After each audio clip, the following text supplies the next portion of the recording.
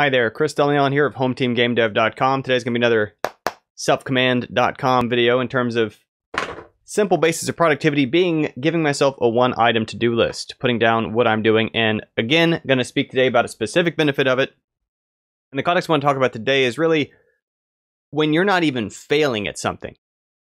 And I think this is an important distinction for a variety of reasons, because there's something where when I'm working with new game developers, but again, the same thing comes up if you're trying to do a podcast or write a book or any book you're trying to read, any new hobby you want to pick up. If you mean to start it, you mean to be doing it, you want to be someone who does it, and you're not doing it. Maybe you want to cook. You've even bought some cookbooks, but you haven't been using them. But you're not doing it, then you're not even failing at it, right? This is different than you're doing it, but you're not very good at it. That's the right direction to go in. And there's a variety of reasons that repel us from that, but I'm going to talk about why the whiteboard system is so important to help us realize that. As I mentioned before, it makes it concrete. It puts outside of us in a format that's not trivially hidden and minimized, not trivially closed, and not like we just ignore an email to ourselves, not like we just never open the Trello board, but it's right there on our desk, like the book we're not reading, reminding us of what we mean to be doing. And that this can be great for if our attention strays, as it's wont to do when we're stressed out, when the world's overwhelming, when we lose a lot of structure in our day from working from home, etc. It's nice to have something right there of like, hey, here's what you said you meant to be doing. So at the very least, you can pull yourself back to it. But also the fact we put a time marker on it, like I talked about before, that time marker, sometimes it's a compression trick to give yourself a window to, okay, here's when I have something to show by. Other times it's a trick just to get ourselves to do it at all. But most importantly, it also gives us a point where we could have done it by then, right? So right now I made my not even failing at it video by 4 p.m. written on my board. And if 4 p.m. comes and goes, and I haven't even started doing it, which, you know, I use this all the time. I still do it to guide my attention between the many different tasks that I switch between for my volunteering, my nonprofit work, my company work, which takes various forms, getting my new audiobook out, which next episode is going to have the information on how to get that.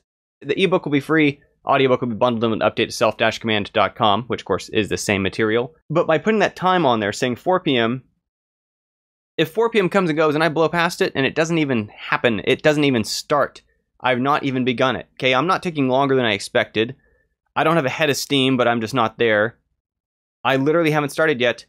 That is sort of the wake-up call that something's got to change, right? That I know that without something changing, I can't just put on there a new time goal and then it still won't happen because nothing has changed. Maybe it's the case that I need to get up and stretch my legs. Maybe I need to open a window. Heck, I don't know, maybe I haven't had enough coffee. Maybe I had too much coffee. It's a sign that something's got to change. Maybe I need to do some other task just to kind of fresh my head up and do something I'm comfortable in to come back to a task I'm less comfortable with. Sometimes that's the trick. But it's a clue that, hey, it's not even happening, and to go back to our initial point, I'm not even failing at it. And, you know, we'll draw on that middle point about sometimes we just put a time goal there to get ourselves to start doing a thing. So, my wife and I had a chance to go to the United Kingdom last year through a situation she had with her work. It was a really neat trip. I took tons of documentation for a mix of her work, needed to see some photos about, you know, what they did with that budget that they gave her for that trip. Also, just for our own personal history, we wanted to document. We visited a lot of neat locations out there. But that's a ton of photos and videos I had never quite gotten through. Then some other live stuff came up. It wound up on the back burner, wound up on the backup drive. Other things more pressing piled up. I figured, okay, you know what? I should start moving forward on that. So I'm going to make some tasks out of the next pieces of progress to make on this thing, which again, no money connected to it. Not my job, not connected to my companies. Life would be arbitrarily forgiving on if it never happened. It's like, well, it'd be cool if we have it. We don't really need that documentation.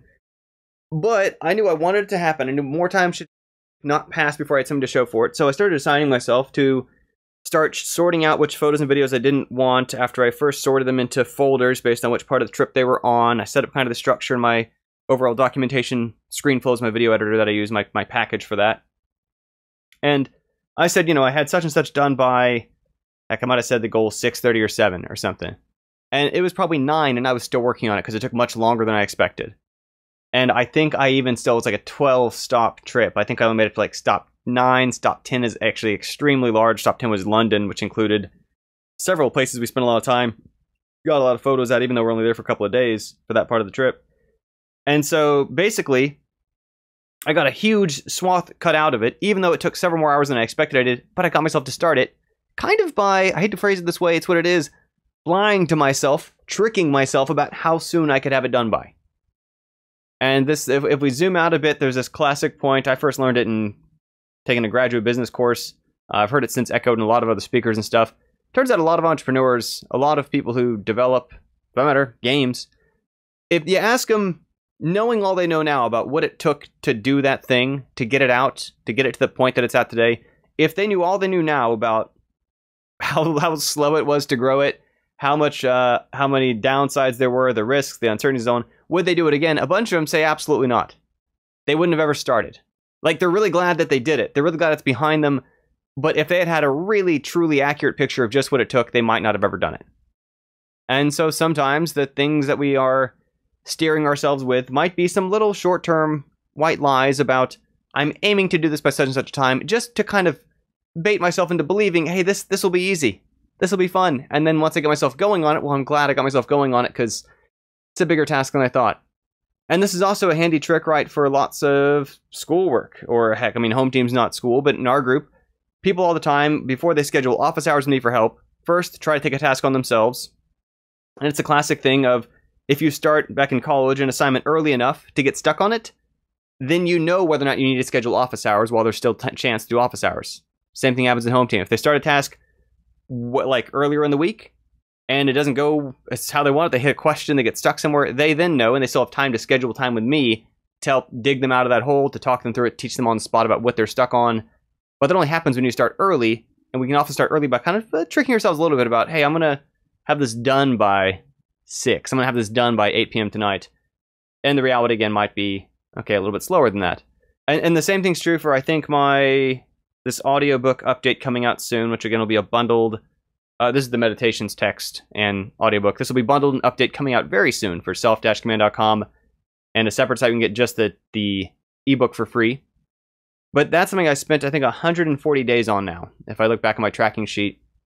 And I probably, off the bat thought, heck, I could have this thing out in 2 months, I might have thought at the time, when I first started making art for it. And the more I did it, the more I realized, okay, well, there's some things I can slow down on, I can do better, I can pace myself. It's a marathon, not a sprint kind of situation. And then, it slows things down further. There's testing phases, and then there's copy to write, and then there's graphics to go with it for like the title page and all that kind of stuff. Having got myself in the situation to be having those realizations, those concrete discoveries about, oh, here's how much more it's going to take, I could then make an informed choice about, and it's worth that trade-off, in a way that I would never have gotten to if either I had never said about it with a clear, concrete plan of like, you know what, at the very least, I'm in the right order of magnitude, right? I didn't say this is a 10-year project. I didn't say this is a 10-day project. I said it's a project on the order of months, and I was right. And it's something where it put me in some bounds of what I was willing to work with and be able to make more concrete decisions about. We see the same thing happen all the time, and again, these home team examples, because that's what I work with pretty routinely all the time. People will make a game in home team. They'll give it an initial schedule. It will be released when we say it's going to be released. Sometimes 6 weeks later, sometimes 6 months later, often somewhere in the middle, maybe 3-4 monthers. But after it comes out, if they are still happy with it, they can repitch and give it another 3, 4, 5 months. And we always try to encourage, that is rare. We don't encourage you to plan up front to count on that. But if, given the new information of how it came together, you feel like it's got momentum, it's got promise, it's pretty compelling, and you really want to double down on that, well, now you have a real better basis to make that concrete decision in, versus imagining the future, in which we all tend to give ourselves way too much credit about the possibility that this is going to be the thing I'm doing now. If I didn't think this thing I'm doing now was worth taking further, I wouldn't start it. But most things we can figure out 3 or 4 months into them, whether it is or not. And again, it begins by giving myself a clear goal, a clear time, so I can tell if I'm not even failing at it. If the time's just slipping away. Because this thing, if we don't give ourselves a concrete goal, if we don't write down, I'm doing this by this time, so I can again see, let's say I'm not seeing I'm going through it slowly, but I've literally not even started after the time passes, something's got to change. We might need to shift up how we're doing it. Might need to figure out we need to reach for help. Might need to figure out that we need to look up that maybe we're missing a step. Sometimes we get stuck because we're trying to skip a step. It's another strategy mentioned in self-command, where really we're targeting, we're trying to get ourselves straight to a final draft. And of course, it's not where final drafts come from. You got to first do several other things before that.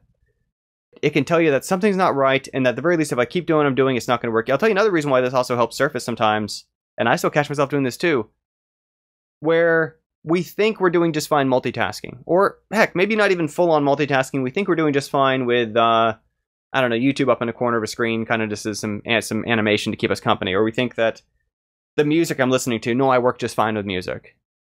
Well, if the time comes and goes and I haven't even started, that's your reality check of like, apparently not. And maybe the answer is you need some different kind of music. Maybe the problem is sometimes I find music with lyrics distracts me more than music without.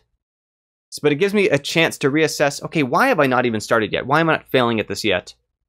Why am I not going slow at this yet? Why is there nothing to show despite my target time hitting? And that's what forces us to reevaluate, to figure I got to try changing up something. If I just try to do again what I've done, it's not going to get me anywhere. And that's where if we don't put it down, then the time bleeds together, blurs together, hours pass. We don't necessarily notice because we still feel like, well, I'll get to it. Days pass, we feel like, well, I'll get to it sometime this week. Weeks pass, months pass, and literally years can pass. And I see this happen to folks who have specific intentions to a thing that they identify with, a thing they want to get better at, a thing they want to do. Time passes, and they still, truly years later, despite spending money on things related to it, despite talking about it an awful lot, still have nothing to show for it, still haven't actually started, still aren't even failing at it. And maybe that's the thing we're thinking about today. Is there a thing that you want to be doing better you're not even failing at yet?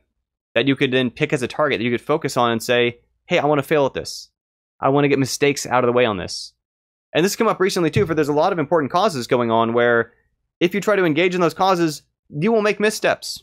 You will say things that you feel like, I should have said that better. You will try to do things that you'll realize maybe that wasn't the correct move to make. Now, the wrong reaction to that is to back off from it and say, okay, well, I'm going to avoid this entirely. That's the work people need done to grow through those kind of mistakes, to make those mistakes, to learn from those mistakes, to make better mistakes. And that's all we can ever do. Anything involving people, there's going to be errors involved. Anything involving yourself, technical challenges, creative challenges, etc., there's going to be mistakes. You got to build some sort of process around catching them, about leaving the wiggle room to fix them. But what's weird is if there aren't mistakes. And so we got to plan on, how can I at least fail at it? How can I at least be doing it at all? And then I have something to build from. Of course, when there's nothing at all. Okay, you can't feel good about not making mistakes and doing something because all it means is that you're not actually doing it. That's it for the day. Check out self-command.com. Haven't decided yet. There's a chance that when I bundle this second audiobook in it, I might increase the price of self-command.com, which I always say in full, so you can go pick it up while you still can. It used to be 5 hours of content, and now it's going to be adding a whole 7 hours more content to it.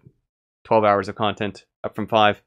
We'll see. But if you pick it up now, then of course it's included in the update. Otherwise, if you get it in the future, it'll come bundled together. It being my Stoic text, which is about kind of sorting out our thoughts around fear, regret, sorrow, loss, various things that give us stress, which I think is important given all the uncertainty going on in the world. And of course, the self-command material, which really breaks down. There's kind of a whole system to build up to. I know it sounds simple. I have a whiteboard. I put some stuff on it. There's a lot more to how you kind of get yourself started on that process to make sure you have success with it. So you're not setting yourself up for failure with it in terms of biting off more than you can chew on the first try, in terms of how you break those tasks down, in terms of some mindsets around it that I tested it with a whole bunch of people who are still to this day using it, is precisely because there's some right and wrong ways that if you get off to the wrong start on it, you're not getting the results you want from it. And again, not even failing at it. So I encourage you to check that out, self-command.com. As always, if it's something where PayPal's not supported where you live, if you don't have the money in your budget, etc., there is an option on there to help out. And that includes, as I mentioned otherwise recently, if you're protesting out there, that counts as 2 hours of doing good for others. So count that too in the I will volunteer option. Catch you later. Thanks for being here, and I'll see you next time when the update will be out. Bye for now.